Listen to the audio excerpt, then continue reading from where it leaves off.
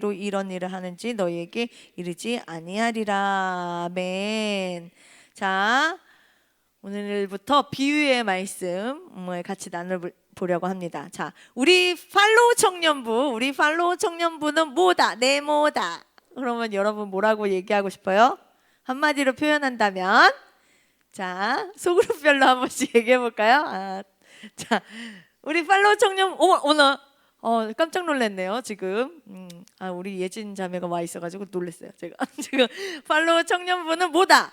그러니까 오랜만에 봤으니까 예진 자매님, 팔로우 청년부는 뭐다?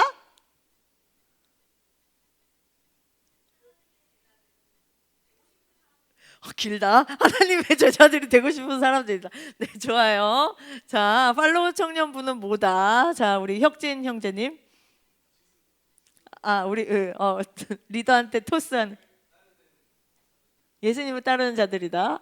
네, 좋아요. 자, 뭐뭐는 뭐뭐와 같다라는 걸 비유라고 얘기를 하잖아요. 자, 뭐 팔로우 청년부는 예수님을 따르는 우리 공동체죠. 어쨌든 옆에 있는 친구를 바라보세요. 옆에 계신 분들은 이 친구는 뭐와 같다 이렇게 얘기를 한다면 뭐라고 이야기할 수 있을까요? 자, 이와 같은 걸 비유라고 합니다. 그죠? 비유. 오늘부터 비유에 대한 말씀을 계속해서 나눠보려고 하는데, 복음서를 예수님께서 예수님의 행적을 따라 적힌 그 복음서를 살펴보면요, 예수님은 되게 자주 이 비유에 대해서, 이적에 대해서 사용하고 계시는 걸 볼 수가 있어요. 왜 비유를 사용하셨을까를 보면, 비유가 뭐예요? 직접적으로 그 사물을 이야기하지 않고 다른 대상에 빗대서 그걸 설명하는 걸 비유라고 얘기하잖아요. 예수님께서 이 비유를 사용하신 건 하나님 나라의 영적인 이야기, 우리 눈으로 하나님 나라가 보여지지 않잖아요. 그 보여지지 않는 하나님의 영적인 이야기를 예증하려고, 이 땅에서 가르쳐 주려고 비유를 사용하셨어요.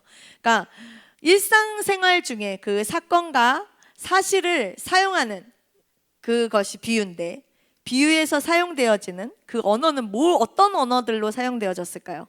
하나님의 나라, 하늘의 언어가 아니라 땅의 언어로 되어진 거예요. 비유는 우리에게 쉽게 그것을 이해해야 되니까, 그래서 모두가 다 사용하는 대중의 언어로 이 비유가 사용되어졌고요, 또 우리가 일상에 사용하는 언어들로 이 모든 것들이 이루어졌다라는 거예요. 근데 비유는 진리가 뭔지 우리에게 말씀을 해주지만, 알아듣는 자, 열심히 얘기를 해주지만 알아듣는 자들에게만 주어지도록 가려져 있는 부분도 있어요. 비유는 뭐뭐와 같아, 이거는 이거와 같아 라고 이야기하고 있기 때문에 쉽게 알려주는 것 같지만 또 감춰져 있는 부분들도 있고요, 진짜 얘가 이걸 이해하고 있는지, 진짜 이 사람의 소속이 어딘지 그거를 구별해내는, 진짜와 가짜를 구별하는 그 역할을 하기도 합니다. 그래서 누구에게나 쉽게 들려지는 것 같은데 그렇지 않은 경우도 있고 가려진 부분도 있으니까 그거를 해석하다 보니 오류가 생겨나기도 하는 거예요. 자, 그래서 예수님은 말씀 속에 그 의미를 깨닫고 또 반응하게 하시기 위해서 비유의 말씀을 많이 사용하십니다. 자, 오늘은요, 이 비유 3가지를 얘기할 거예요. 어떤 말씀인지 한번 같이 보기를 원합니다. 첫 번째는 2 아들의 비유고요, 두 번째는 포도원 농부의 비유고요, 세 번째는 혼인잔치의 비유입니다. 자, 비유 말씀을 하시기 전에 오늘 우리가 본문으로 읽었던, 자, 예수님께서 성전에서 가르치고 계시는데 그때 대제사장들과 장로들이 나와서 예수님께 이렇게 얘기하는 거예요. 네가 무슨 권위로 이와 같은 일을 하는데? 라고 얘기하는 거예요. 그래서 예수님이 되물으셨어요. 그러면 내 질문에 답하면 나도 얘기해 줄게, 그러신 거죠. 그러면 세례 요한은 어디서 온 거야? 하늘로부터냐 사람으로부터냐? 라고 질문하셨어요, 예수님이. 그러자 대제사장들과 장로들이 뭐라고 대답해요? 우물쭈물 하다가 우물쭈물 하고서 대답을 안 해요. 왜? 하늘로부터라고 그러도 뭐라 그럴 것 같고, 사람으로부터 났다고 그러는데도 왜 뭐라 그럴 것 같고, 그래서 모르겠어요 라고 대답합니다. 예수님은 그럼 나도 대답 안 해줘. 라고 말씀하시죠. 그 얘기를 오늘 본문에서 읽은 거잖아요. 자, 그 다음에 두 아들의 비유를 말씀하시는 거예요. 그거에 이어서 말씀하세요. 자, 예수님께서 말씀하신 이 비유는 이제 뭔가 초점이 있죠. 주제가 있죠. 예수님이 말씀하신 이유의 핵심이 내용이 아니라 대상이에요. 이 비유들, 세 가지 비유에 대해서 그 내용의 중요성보다 누구에게 들려지느냐 하는 그 대상이 중요한 거였어요. 자, 첫 번째 21장 28절부터 32절 말씀입니다. 우리 한 절씩 보도록 하겠어요. 28절부터 32절, 제가 한 절, 여러분 한 절. 그러나 너희 생각에는 어떠하냐? 어떤 사람에게 두 아들이 있는데 맏아들에게 가서 이르되 예, 오늘 포도원에 가서 일하라 하니 둘째 아들에게 가서 또 그와 같이 말하니 대답하여 이르되 실소이다 하였다가 그 후에 뉘우치고 갔으니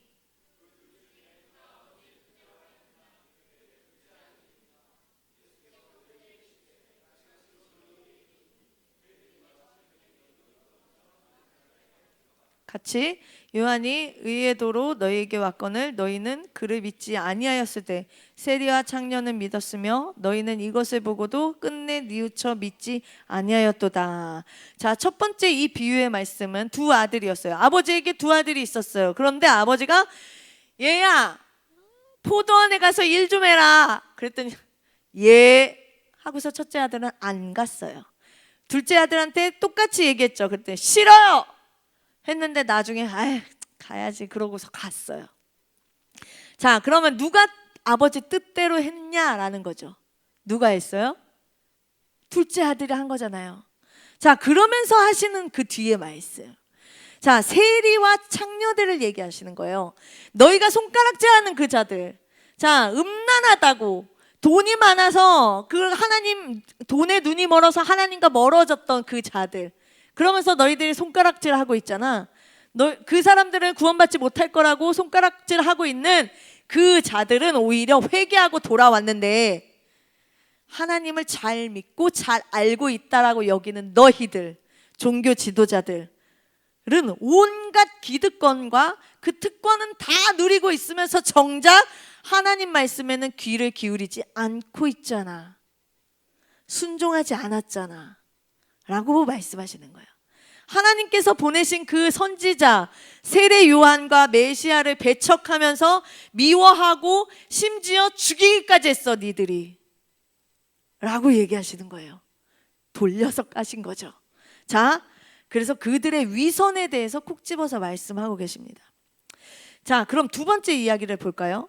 자, 우리 33절부터 39절의 말씀입니다. 다른 한 비유를 들으라. 한 집 주인이 포도원을 만들어 산 울타리로 두르고 거기에 즙 짜는 틀을 만들고 망대를 짓고 농부들에게 새로 주고 타국에 갔더니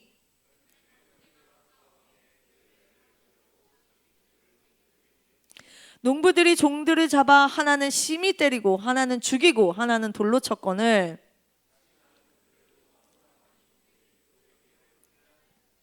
후에 자기 아들을 보내며 이르되 그들이 내 아들은 존대하리라 하였더니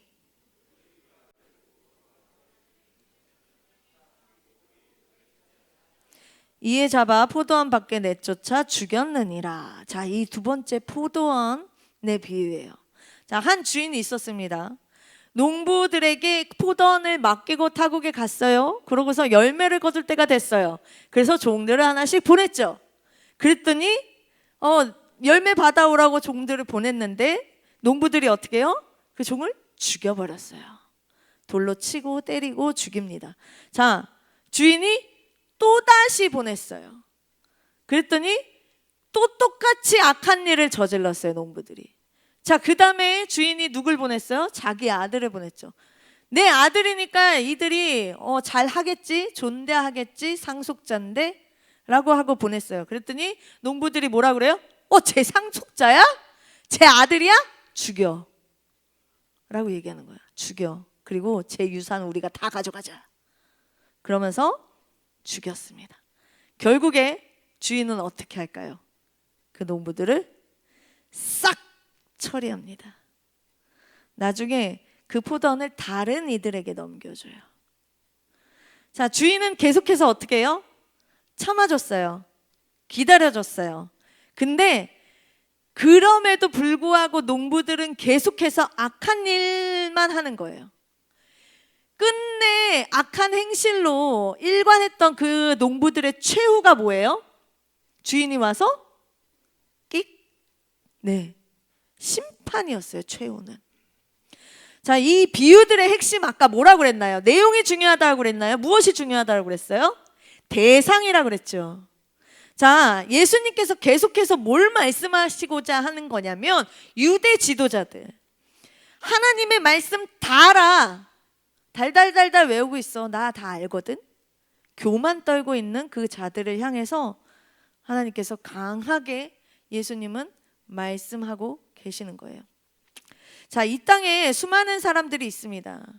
자, 그 수많은 사람들을 향해서 하나님은 계속해서 이 주인과 같이 참아주시고 또 기다려주시고 또 참아주세요. 그들이 계속해서 거절합니다. 하나님을 모욕합니다. 하나님이 없다라고 이야기를 해요. 그럼에도 불구하고 하나님은 계속해서 선지자를 보내서 말씀해 주시는 거예요. 말씀을 선포해 주시고 그들이 듣든지 아니 듣든지 계속해서 이야기하시면서 돌아오라고 말씀하시지만 오히려 그들은 어떻게 해요? 아들을 죽여요. 자, 너희들이 곧 이같이 하지 않았냐? 라고 이야기하고 있어요. 자, 그들이 예수님의 이 비유의 말씀을 듣고서 알아들었을까요? 못 알아들었을까요? 어쩜 그렇게 용케 알아들었어요? 자기들 얘기하는 건지. 내 얘기하는 거야? 지금 나한테 뭐라 그런 거야? 라고 알아듣습니다. 자, 그러면 어떻게 해야 될까요? 내 얘기야. 너 지금 그렇게 위선 떨고 있잖아. 네가 그렇게 교만 떨고 있잖아. 네가 메시아를 죽이는 거잖아. 세례요한 네가 죽였잖아. 라고 이야기를 한다면 내 얘기야? 그랬다면 회개해야죠. 돌이켜야죠. 자, 그런데 어떻게 해야 될까요? 그들의 마음은 더 강팍해지는 거예요. 딱딱해지는 거예요. 더 미움과 증오와 분냄으로 가득 차게 되었어요. 자, 그러자 예수님께서 세 번째 비유의 말씀을 하세요. 22장 2절부터 14절까지의 말씀입니다. 천국은 마치 자기 아들을 위하여 혼인잔치를 베푼 어떤 임금과 같으니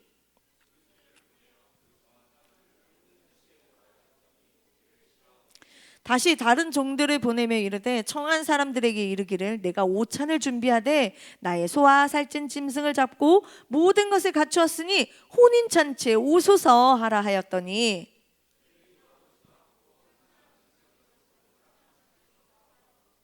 그 남은 자들은 종들을 잡아 모욕하고 죽이니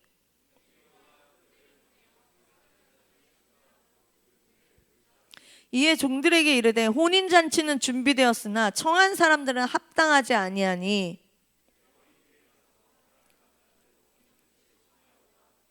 종들이 길에 나가 악한 자나 선한 자나 만나는 대로 모두 데려오니 혼인잔치에 손님들이 가득한지라.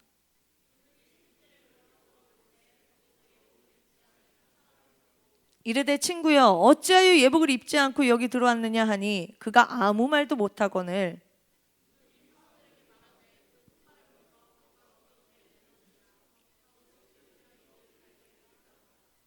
청함을 받은 자는 많되 택함을 입은 자는 적으니라. 아멘.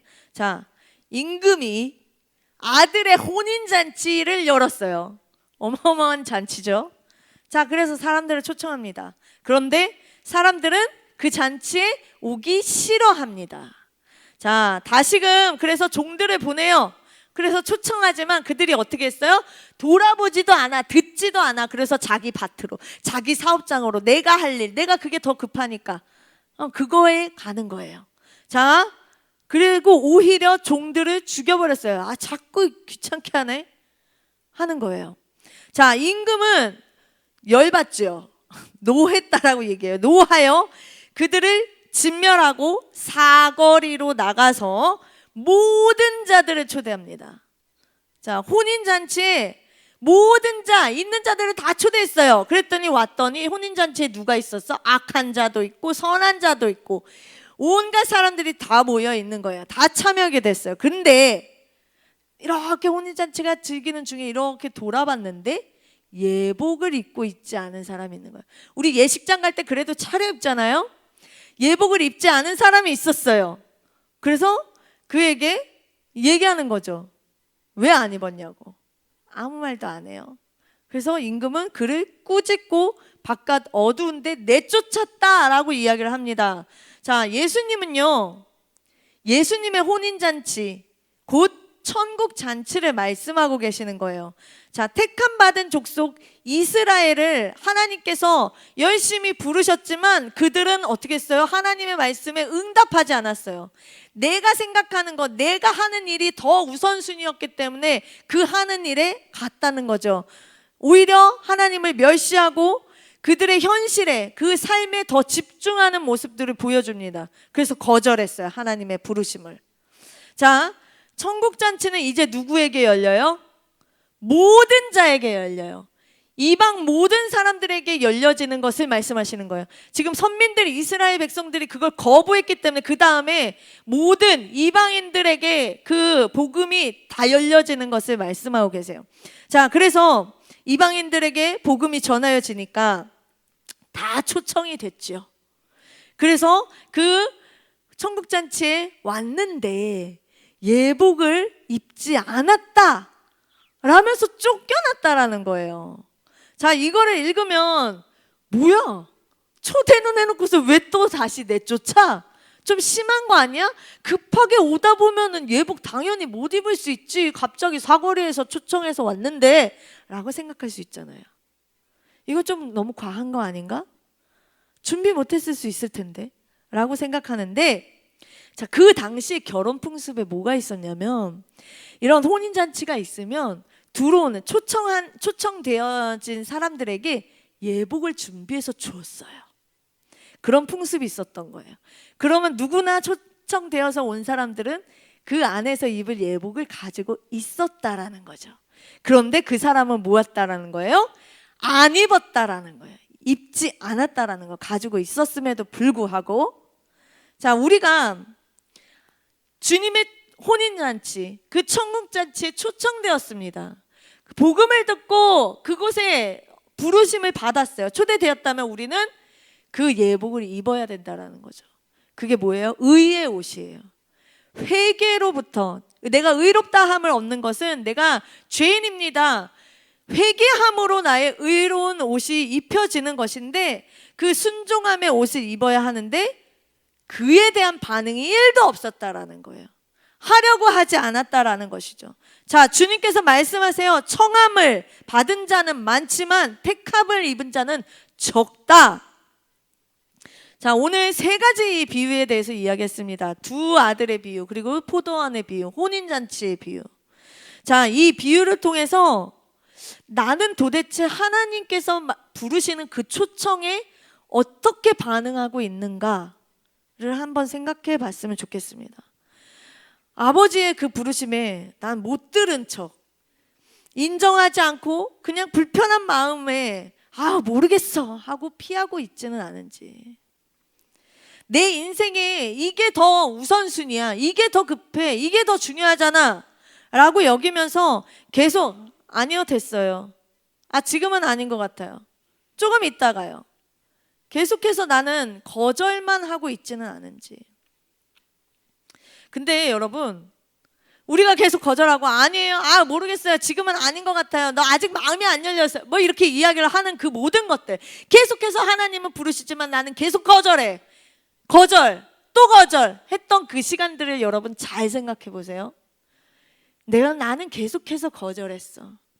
그런데 그 거절한 시간을 묵상하면 묵상할수록 하나님은 그럼에도 불구하고 또 찾아오시고 또 기다려주시고 또 참아주시고 또 불러주신 그 하나님의 사랑이 얼마나 큰지 그것 또한도 알 수 있게 되는 거예요.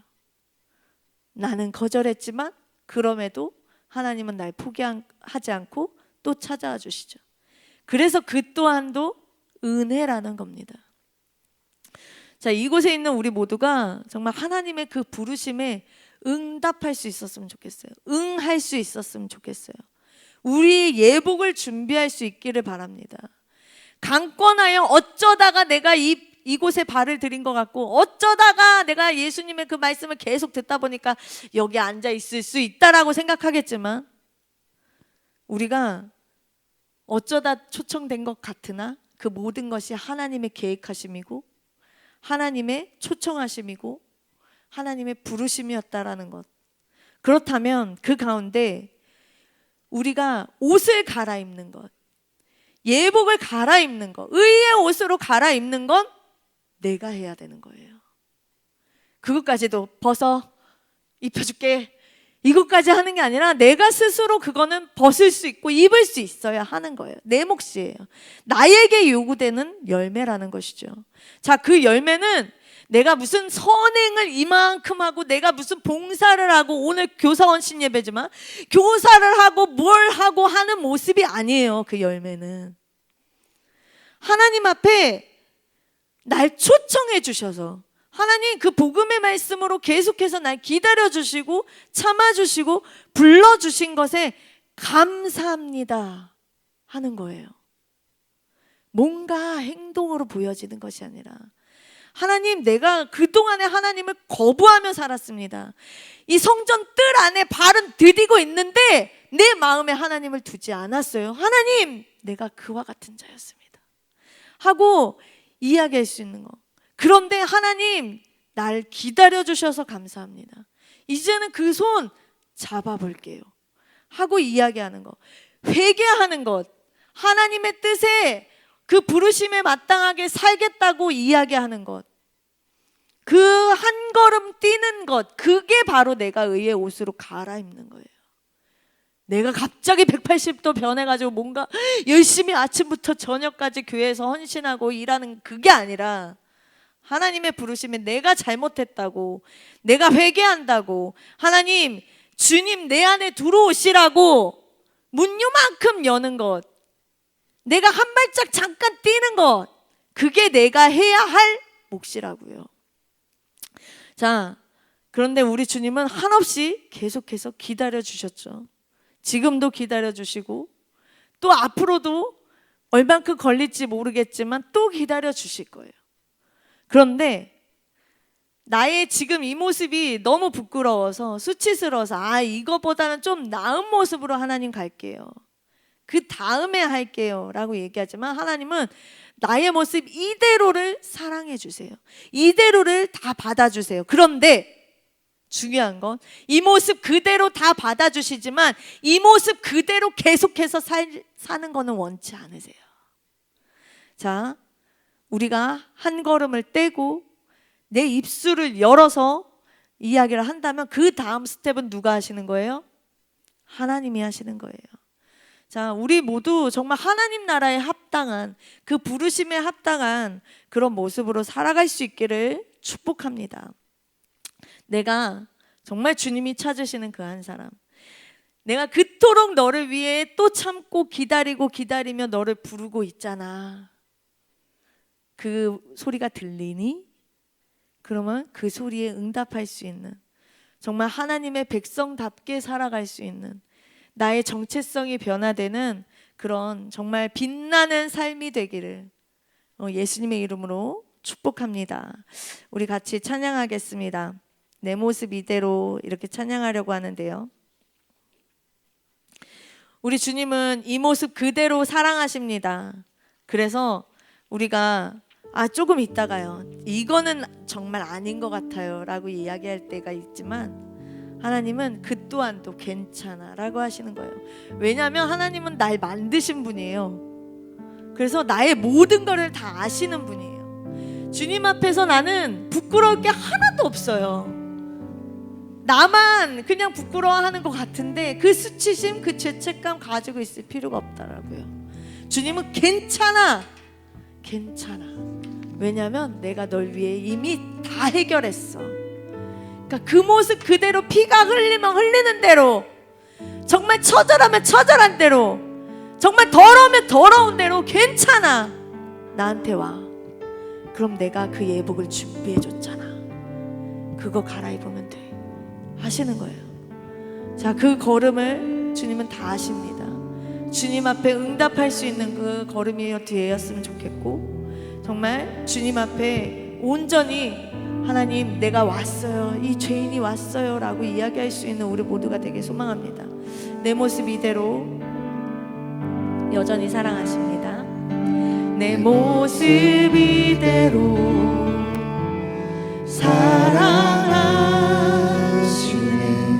연약한 그대로 사랑하시네.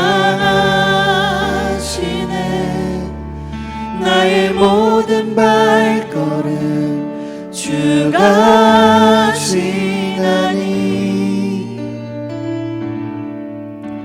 날 인도하소서. 내 모습 이대로 내 모습 이대로 사랑하시네. 연약한 그대로 사랑하시네. 나의 모든 발걸음 주가 지나니 날 인도하소서. 주의 날개 아래 주의 날개 아래 거하는 것, 주의 임재 안에 거하는 것, 나의 가장 큰 소망, 나의 가장 큰 은혜, 주와 함께 동행하리니. 주의 날개 아래 거하는 것, 주의 날개 아래 거하는 것. 주님이 불러주세요. 주의 임재 안에 거하는 것. 그 입술을 열어 고백하는 것 내가 하는 것입니다. 나의 가장 큰 소망, 나의 가장 큰 은혜, 주와 함께 동행하느니. 우리 처음부터 다시 고백하길 소망합니다. 우리 주님께서 우리를 부르시는 그 음성에 계속해서 거절만 하지 말고 이제는 응답할 수 있는, 주님 품 안으로 돌아올 수 있는, 주님 품 안에서 안식할 수 있는 우리 모두가 되길 소망합니다. 내 모습 이대로 이대로 사랑하시네. 연약한 그대로 사랑하시네. 나의 모든 발걸음 주가 시나니 날 인도하소서. 내 모습 이대로 사랑하시네. 연약한 그대로 아멘 사랑하시네. 나의 모든 발걸음 주가 시나니 날 인도하소서. 날 인도하소서. 주의 날개 아래 주의 날개 아래 거하는 것, 주의 임재 안에 거하는 것, 나의 가장 큰 소망, 나의 가장 큰 은혜, 주와 함께 동행하느니 주와 함께 동행하느니. 주님의 날개 아래 있는 것이 가장 큰 행복입니다. 주의 날개 아래 거하는 것, 주의 임재 안에 거하는 것, 나의 가장 큰 소망, 나의 가장 큰 은혜,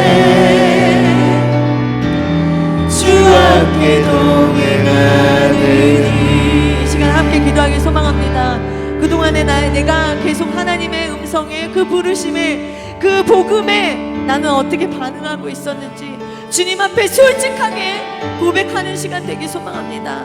나의 수치스러운 모습들, 나의 부끄러웠던 그 모습들을 주님 앞에 다 내려놓으며, 하나님 이제는 내가 조금이라도 그 한 발을 한번 떼어보겠습니다. 내 입술을 열어서 하나님 고백할 수 있는 시간이 되기 소망합니다. 하나님 나를 변화시켜 주소서. 지금까지 내가 거절하면서, 지금까지 내가 지체하면서 살았던 그 모든 시간들도 하나님은 여전히 기다리고 계셨음을, 그 사랑을 더 크게 느끼고 그 사랑에 더 감격하고 그 사랑에 응답할 수 있는 시간 되게 하여 주옵소서. 우리 주여 한번 외치고 기도하도록 하겠습니다. 주여! 아버지, 아버지, 아버지, 제가 사랑하는 주님만 온전히 사랑하지 않았으면 주님 기억합니다. 하나님 아버지, 정말 주님 주님 비유로서 언제나 오늘 아버지, 천국으로 저에게 붙들어 주셨으니 아버지, 정말 기억하며 나아가게 해주시고, 아버지 부담스럽다고, 아버지 그만하시라고, 하나님 아버지 내가 왜 이곳에 있어야 하냐고, 하나님 아버지 천국까지 함께 참여를 간절히 바라오니 하나님 용서해 주시옵소서. 아버지 정말 어떤 주님 모습이든 내 주님께서 뜻을 사랑하신다는 모습이 아버지 나아가길 그만 보는 바랍니다. 날이고, 아버지 내 그런 대로 뜻만 살아가는 내 것이 나의 아니라 마음대로, 주님의 아버지 사랑을 나의 변화되는 그런 나의 삶대로, 아버지 모습을 우선순위가 더 믿음에 중요하여 나아가게 하나님의 해주시옵소서. 존성이 커버였던 그 모습이 있었다면 하나님이 용서하여 믿음에 주시고, 나아가고 아버지 순종하며 정말 나아가게 주님 간절히 정말 소망하오니 주님 주님 그런 마음을 허락하여 주시옵소서. 그런 마음을 갖게 하여 주시고 주님 따르라며 살아가게 간절히 원합니다. 아버지 우리뿐만이 아니라 아버지 우리 주시옵소서. 공동체가 주님 정말 언제나 저희에게 오래 참음과 긍휼함과 모든 아버지 것을 정말 주시니 주님 온전히 정말 주님께서 원하시는 그 모습, 감사함으로 아버지 정말 주님 함께 하여 감사히 주시옵소서. 것이 아닌 저의 삶과 아버지 동행하여 정말 주시옵소서. 매일매일 아버지 주님의 부르심으로 정말 나갈 수 있는 주님의 주님의 뜻으로 뜻으로 하나님 아버지 간절히 나아가고 간절히 원하오니 주님께서 함께 하여 주시옵소서. 역사시고 인도해 주시옵소서. 주님 감사합니다. 주님 여전히 나의 이 모습으로 주님 앞에 가는 게 참 부끄럽습니다. 수치스럽습니다. 그러나 주님은 그 모습도 괜찮다고 나의 손을 또 잡아주셔서 감사합니다. 내가 거부하고 또 돌아서고 귀 막고 듣지 않았던 그 시간 속에서도 주님은 나를 기다려주신 그 사랑을 이제는 내 마음 가운데 품을 수 있기를 원합니다. 주님으로 인해 나의 삶의 그 목적을 알아가기 원하며, 내가 그렇게 사랑받을 자격이 있는, 정말 주님께서 목숨 바쳐 사랑할 자격이 있는 그런 자임을 느끼고 인정하고 깨달으며 그렇게 살아갈 수 있기를 원합니다. 오늘 나를 부르신 이 자리에서 정말 내가 해야 할 몫을 하는 그 내가 되게 하여 주시고, 하나님의 자녀답게 살아가게 하여 주시며, 우리 공동체가 온전히 하나님께 쓰임받는 거룩한 지체들 되게 하여 주시옵소서. 하나님 오늘도 날 기다려주신 하나님의 그 사랑을 또 매일매일 느끼며, 아버지 이제는 돌아가지 않고 주님 조심스럽지만 한 발짝씩 뗄 수 있는 저희들의 모습 되게 하여 주옵소서. 주님 사랑합니다. 주님 감사합니다. 예수님의 이름으로 축복하며 기도드립니다. 아멘. 준비한 예물